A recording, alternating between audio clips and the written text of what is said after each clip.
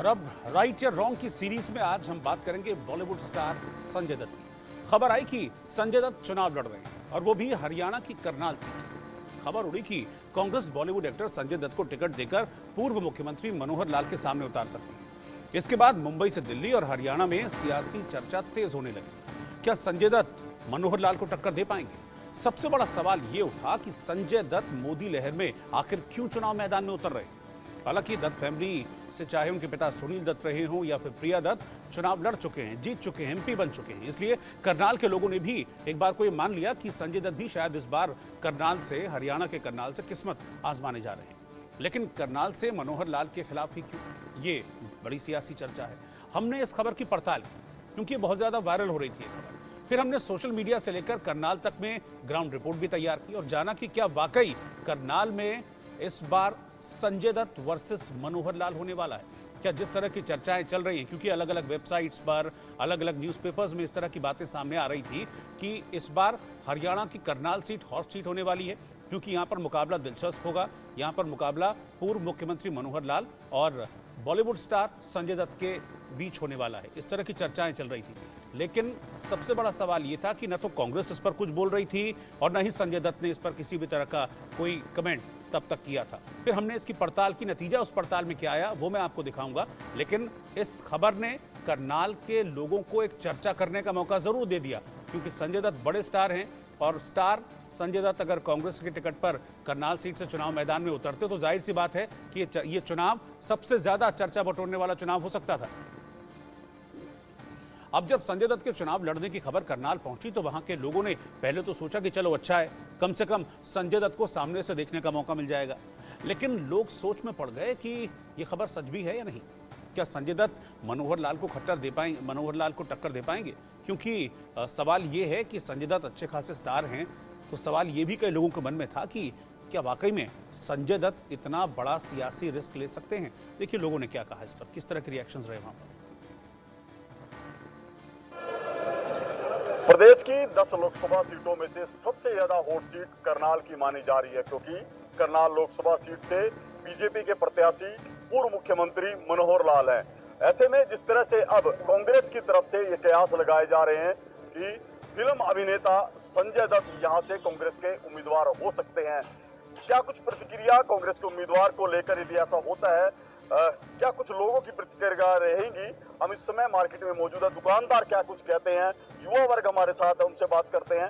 अभी जिस तरह से बात आ रही है कि कांग्रेस यहाँ से जो एक्टर हैं संजय दत्त, उनको अपना उम्मीदवार बना सकती है, तो क्या देखते हैं करनाल लोकसभा में यदि उनको कैंडिडेट बनाती है पार्टी, क्या कैसा रहेगा? देखो, कैंडिडेट तो कोई भी हो सकता है, चाहे वो नेता हो या अभिनेता हो या आम जन हो। लेकिन देखने की बात ये रहेगी कि वो यहाँ पे आने के बाद अपनी क्या प्रतिक्रिया देते हैं, कैसे पब्लिक के साथ उनकी डीलिंग रहती है।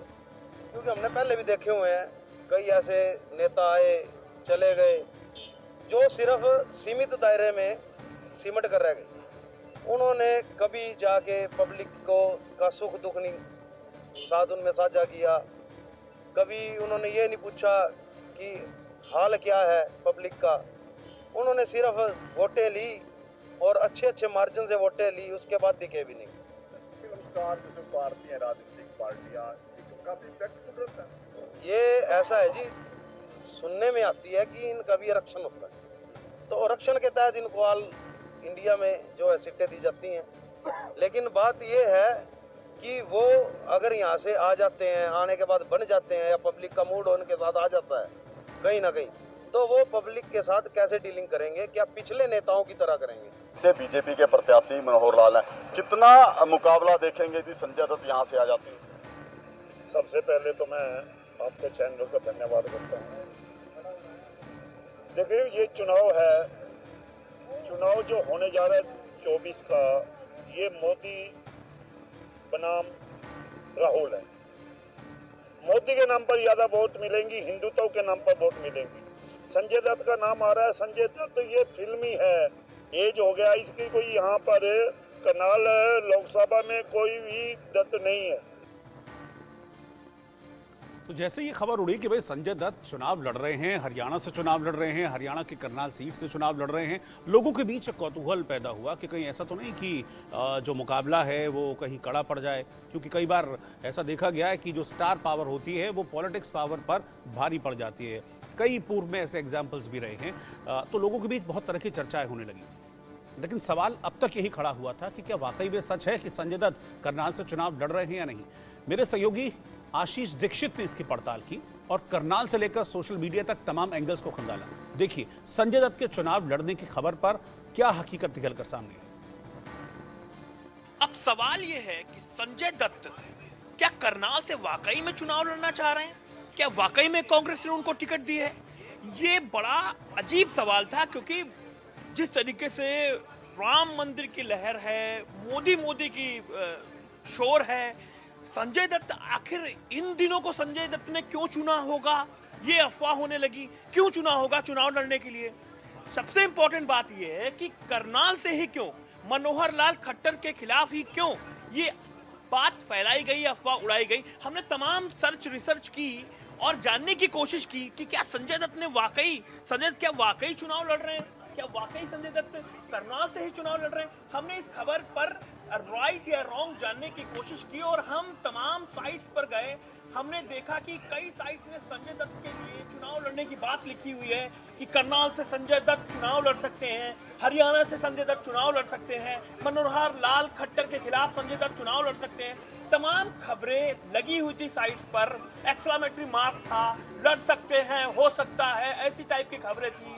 हमने पड़ताल करने की तमाम कोशिश की और हम सोशल साइट्स एक्स पर गए, जिसमें संजय दत्त का हमने प्रोफाइल खंगाला और ढूंढा, जिसमें संजय दत्त ने साफ साफ लिखा हुआ था, I would like to put all humours about the joining politics to rest. ये तमाम उन्होंने लंबा सा पोस्ट लिखा हुआ है कि ये जो अफवाहें हैं, मेरे खिलाफ जो अफवाहें चल रही हैं चुनाव लड़ने की, संजय दत्त की इस प्रोफाइल पर हम गए और हमने तलाशा। इसका हिंदी तर्जुमा हम आपको बताते हैं क्या लिखा हुआ है। संजय दत्त ने लिखा हुआ है, चुनाव में राजनीति में शामिल होने की सभी अफवाहों पर विराम लगाना चाहता हूं। मैं किसी पार्टी में शामिल नहीं हो रहा हूं या चुनाव नहीं लड़ रहा हूं। अगर मैं राजनीति क्षेत्र में कदम रखने का फैसला करता हूं तो इसकी घोषणा मैं स्वयं करूंगा। कृपया जो खबरें चलाई जा रही हैं उन पर विश्वास ना करें। इस पोस्ट में संजय दत्त ने खुलासा किया है, यानी कि संजय दत्त जो हैं वो चुनाव नहीं लड़ रहे हैं। ये खबर पुख्ता हो गई है। हमने फैक्ट चेक करने की कोशिश की, हमने आपको राइट रॉन्ग अपने खास सेगमेंट में ये बताने की कोशिश की है कि संजय दत्त क्या चाहते हैं और खबरें क्या चल रही हैं। तो मुझे लगता है कि जो आपका भ्रम है संजय दत्त को लेकर वो दूर हो गया होगा। ये बिल्कुल क्लियर हो गया है कि संजय दत्त चुनाव नहीं लड़ रहे हैं, न वो हरियाणा से चुनाव लड़ रहे हैं, न वो महाराष्ट्र से चुनाव लड़ रहे हैं, बल्कि उन्होंने सोशल मीडिया साइट एक्स पर एक पोस्ट लिखी और उसमें बताया कि अगर उनको चुनाव लड़ना होगा, राजनीति में आना होगा तो खुद इस बारे में बताएंगे। लेकिन अभी उनके चुनाव लड़ने की जो अटकलें हैं वो पूरी तरीके से गलत हैं, यानी कि रॉन्ग है। यानी कि ये अफवाह कि संजय दत्त चुनाव लड़ रहे हैं, करनाल से चुनाव लड़ रहे हैं, पूर्व मुख्यमंत्री मनोहर लाल के अगेंस्ट चुनाव लड़ रहे हैं, हमारी पड़ताल में ये बात पूरी तरीके से रॉन्ग यानी कि गलत साबित हुई।